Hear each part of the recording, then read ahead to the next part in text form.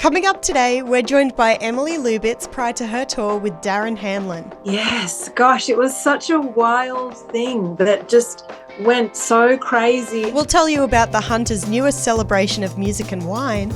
And Dan will tell us where we can get a midweek live music fix.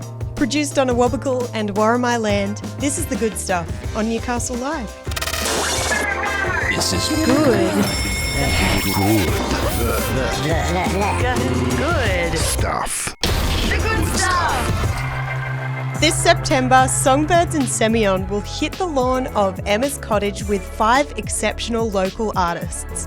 Contrasting their large-scale A Day on the Green concert series, the Bimbadgen team has crafted Songbirds and Semillon as a more intimate affair. The incredible musicians include Chloe Gill, Max Jackson, Amy V and Piper Butcher, along with Anna Weatherup. To grab your tickets, head along to newcastlelive.com.au or check us out on Facebook to see what everyone's talking about. The good stuff. Next Wednesday, Emily Lubitz and Darren Hanlen are set to kick off their regional tour by playing the Grand Hotel in Maitland. Earlier today, we caught up for a chat with Emily. I am so excited for this tour. I'm almost a bit like nervous with excitement. Really? Yeah. Why are you nervous? Yeah. I don't know. I think I haven't done like a proper headline tour solo. Yeah. Although I've done heaps of solo. I did heaps of solo stuff in the summer, but not like just sort of this thing. And also I'm really excited to play with Darren. I'm a fan. Oh, So, yeah. He's amazing. Yeah. And what a perfect pairing, though. How did it come about? So it was really just a mutual friend, Kate Atkinson, who is just an angel, I guess, in the Australian music industry. She just kind of floats about just like helping artists and musicians realize their dreams. Yeah. And so we connected really a lot. She was my tour manager on the Festival of Small Halls in January. Yeah. And we just spent this awesome month together on the road together, doing like 25 shows. And it was just like, anyway. And then a month later, we were all at another festival in WA, and she's a good friend of Darren. And we all hung out and we connected. And she was like, hey, you guys should do a tour together.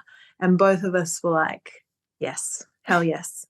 So there we go. Here we are. Yeah, amazing. And have you had the chance to actually play together yet? Or because I know you're kicking off the show, you're kicking off the tour in Maitland on Wednesday the 30th. So no, That's right. Not at all.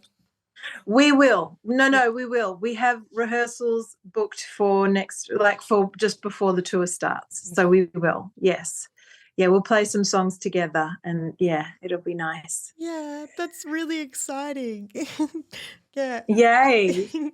So look, last year you released your debut EP, Begin Again. How did it come about going solo after such a long and fruitful career? Yeah, so my band Tin Pan Orange, we went on a hiatus in 2019 because I had my third kid. Yeah. And so we just took the year off. I just wanted to, do that. And then we had all these big plans. We actually had some songs recorded. We were going to go back to Europe. We we're going to tour Australia, everything. And then 2020, of course. Yeah. So that hiatus mixed with COVID, it just gave us this huge sort of break and a window that I kind of filled with. Also, I live in the Northern Rivers, New South Wales, and the rest of Tin Pan Orange lives in Melbourne. Right. So yeah. the tyranny of distance just became more tyrannical. Yeah. So I started playing with some locals, some local girls up here, and it just organically kind of happened. Yeah. Yeah. Look, I have one final thing to ask you about.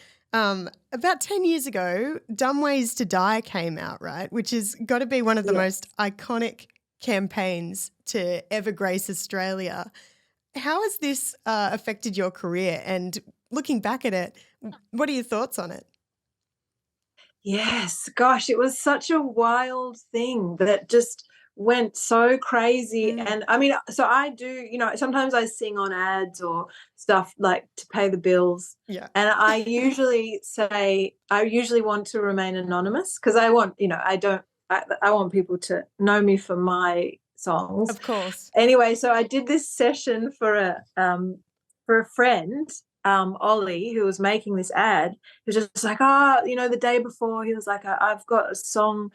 Can you just come and sing on it? It's for train safety. And I was like, oh, that's, pretty wholesome. I'll do that.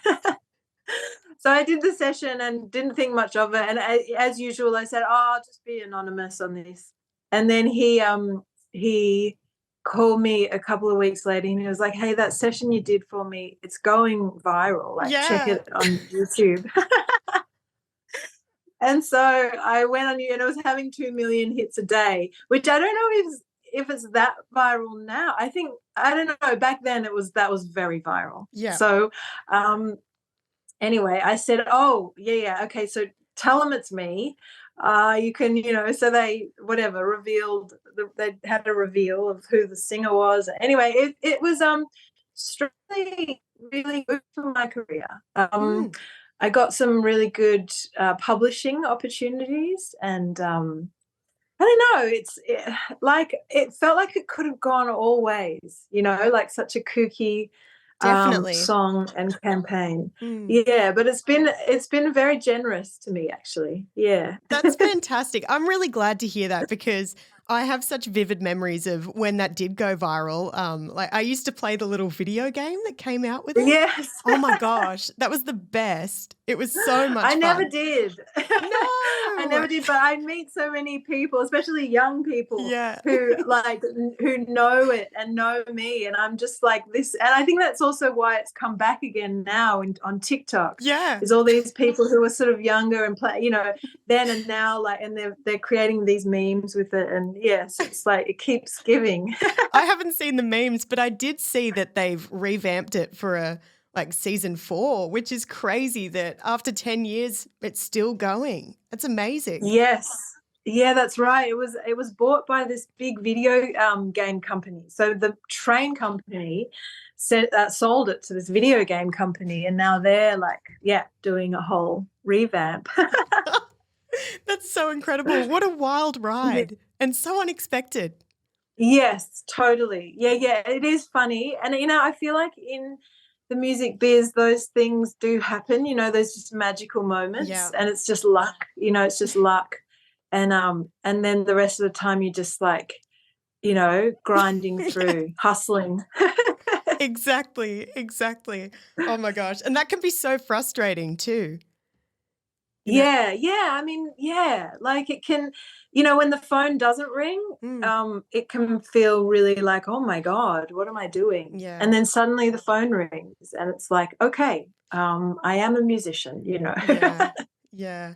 Well, I can't wait for this tour between yourself and Darren Hanlen. It's kicking off here in Maitland on the 30th of August. Yeah. Thank you so much for spending some time with me today. It's been awesome. Thank you. Thank you so much for having me. This is where it sounds good. Good stuff. Yo, looking for a midweek live music fix? Tonight at Sing It at Sawyer's with Phoenix Pritchard and Damien Wright will be on stage at Rustica. Thursday night you can catch local bands battling it out at the Passport to Airlie Band Comp at the Wicco, and the Adam Ferrier House Band is playing the Grand Hotel. To find out more, head to newcastlelive.com.au. Yo. Good stuff. That's it for the good stuff today. I'd love to say a big thank you to Emily Lubitz for joining us for a chat. Be sure to head along to the Junkyard on the 30th of August to catch them live. Thanks heaps for joining us, and we'll see you tomorrow from 4 p.m. for more of the good stuff.